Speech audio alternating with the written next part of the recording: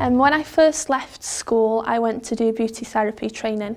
I trained at a training school over in Chester. Then my stepfather and my stepbrother, they currently work for Welsh Water, and they'd said to me that a post had come up for an apprenticeship. Got the job as an apprentice and thought that it was a better career path for me to have with having a young family.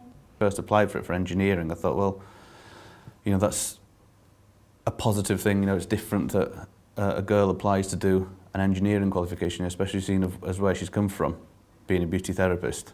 The difference from being a beautician to studying engineering, you feel a lot more self-worth for what you put in. You feel like you're worth a lot more at the end of it. You know you've got a skill that can get you several different jobs. It has been hard. I've got a 7-year-old and a 5-year-old, so trying to balance their school life, their after-school activities and my learning life has been hard. But you get a lot of support between college and work. They make sure that you've got enough time to be able to do stuff.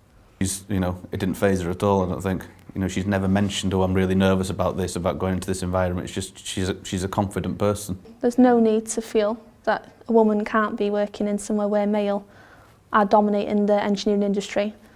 It's nothing to fear at all. Congratulations, Tanya, you've done really well up to now. Keep pushing yourself because you've got the ability.